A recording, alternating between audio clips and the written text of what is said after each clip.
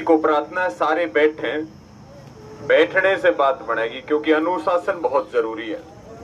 और मेरे साथ जोरदार नारे लगाएंगे।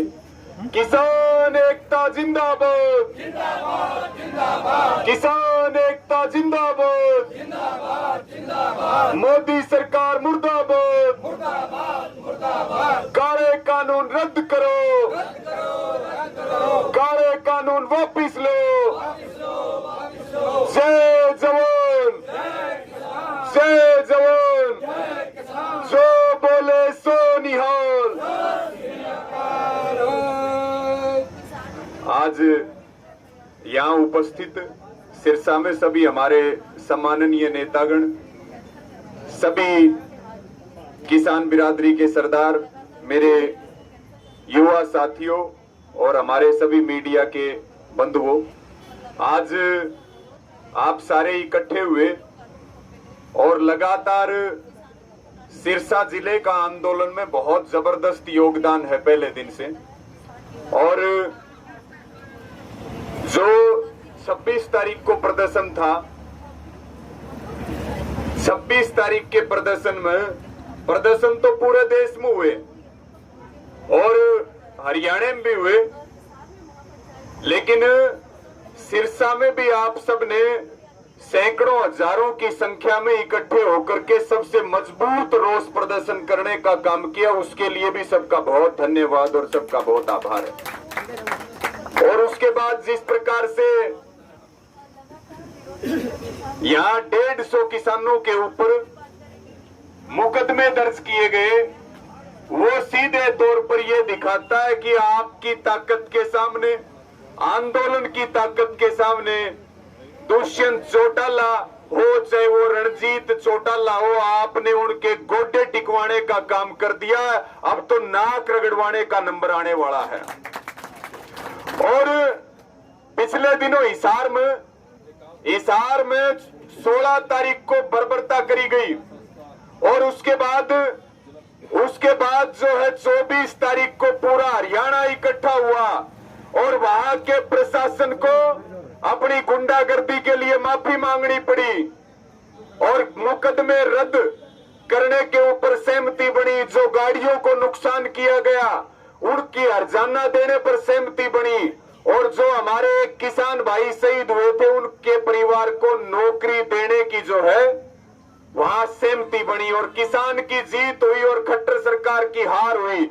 वहां के प्रशासन को माफी तक मांगनी पड़ी और हम सारे ये सोच रहे थे कि भाई हिसार की घटना से ये खट्टर की और दुष्यंत की सरकार सबक ले लेगी और भविष्य में किसानों की तरफ आंख उठा करके नहीं देखेगी, क्योंकि ना तो हम जेलों से डरने वाले हैं, ना मुकदमों से डरने वाले हैं। ये तो हमारे लिए गैंडों के बराबर हैं, लेकिन अगर इनको पुतला फूकने पर इतना दर्द हो रहा तो आने वाले समय में तो इनके मुंह भी काले करे जाएंगे, गांव गांव में इनको खुशनों की माला लगेगी। तो एक नजीर पेश करी गई थी हिसार में, लेकिन दोबारा फिर सिरसा में 26 तारीख को, जबकि ना कोई हिंसा हुई ना कोई टकराव हुआ और उसके बाद भी मुकदमे दर्ज किए गए। तो मेरी आप सबसे अपील और प्रार्थना, अभी चर्चा चल रही थी, टिकैत साहब ने भी फोन पर आप सबको संबोधित किया, कुछ साथी वहां गए भी थे गाजीपुर बॉर्डर पर। और मेरा आप सबको यही अपील और प्रार्थना कि जैसे हिसार के अंदर सब संगठित हुए, उसी प्रकार से हमारी ये सीधी चेतावनी यहाँ के प्रशासन को है और सरकार को है कि वो इन दर्ज जो 150 मुकदमे दर्ज किए गए हैं वो तत्काल प्रभाव से वापस ले ले, नहीं तो हिसार में तो सिर्फ ट्रेलर चला था, सिरसा में तो पूरी फिल्म चलाई जाएगी, इनको इनकी औकात पता चल जाएगी। और आपके माध्यम से मेरी ये भी अपील है कि सारे हरियाणा का, चाहे युवा हो चाहे वो किसान हो, मेरी माताएं बहनें हो, जो हमारे यहाँ सिरसा के संगठन, आप जो यहाँ पंचायत में बैठे, जो भी फैसला लोगे उस फैसले को नीचे नहीं पड़ने देंगे। पूरा हरियाणा आपके साथ खड़ा, पूरी ताकत के साथ।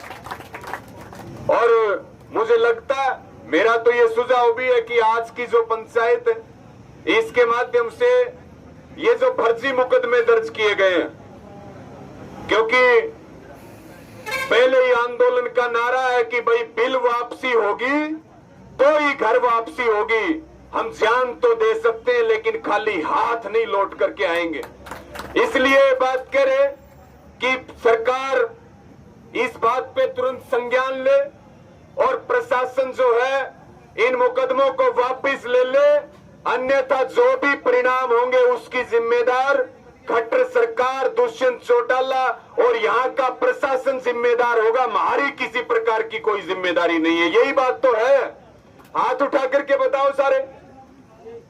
तो मैं अंत में यही अपील करूंगा कि आपके संघर्ष को भी नमन करते हैं और हमारे युवा साथियों का जो जोश और जज्बा है उसको भी नमन करते हैं, और पूरा देश जो है, सब जातियां, सब धर्म इस आंदोलन को आगे बढ़ाने का काम कर रहे।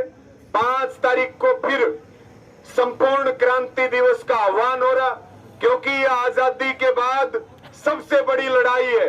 हमारे 400 से ज्यादा किसान भी शहीद हुए हैं, और 5 जून को जो है फिर पूरे हिंदुस्तान में जितने बीजेपी के एमएलए एमपी हैं, इनके सहयोगियों के एमपी एमएलए हैं, उनके घर के आगे बिलों की प्रतियां जलाई जाएंगी। आपसे भी मेरी अपील है कि आप भी पूरी ताकत के साथ 5 तारीख को प्रदर्शन करें और एक अल्टीमेटम आज की पंचायत के माध्यम से दे दिया जाए। जो समय आपको ठीक लगे, आगामी जो आपके कार्यक्रम है, जिस प्रकार की यहाँ की रूपरेखा है, उस हिसाब से अल्टीमेटम सरकार को और प्रशासन को दे दिया जा इन मुकदमों को लेकर के, और 5 तारीख को पूरी ताकत लगाएं। अंत में मैं यही बात कहूंगा कि जिसने चौधरी देवीलाल, आप याद करिए, यहाँ चौधरी देवीलाल पैदा हुए और चौधरी देवीलाल ने पूरे देश में किसानों की लड़ाई लड़ने का काम किया, लेकिन आज उन्हीं के वंशज उनकी आत्मा को बेचने का काम कर रहे। इसलिए हम कह रहे हैं कि देवीलाल हमारा है, दुष्यंत चौटाला का नहीं है। ये बात उनको याद कर लेनी चाहिए। और ये तो जो दुष्यंत चौटाला ने चौधरी देवीलाल की आत्मा का सौदा करने का काम किया है, ये आंदोलन उसका भी बदला लेकर के रहेगा।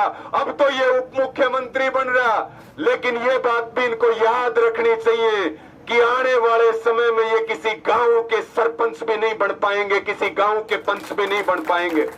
तो मैं आप सबको बहुत धन्यवाद व्यक्त करते हुए आपको यही आश्वस्त करते हैं कि पूरा हरियाणा जो भी किसानों के साथ यहाँ का प्रशासन गुंडागर्दी करना चाहता है, और यहाँ के प्रशासन को भी सीधी स्पष्ट बात है कि नाजायज रूप से किसानों को परेशान करना और मुकदमे दर्ज करके हमें डरा नहीं सकते।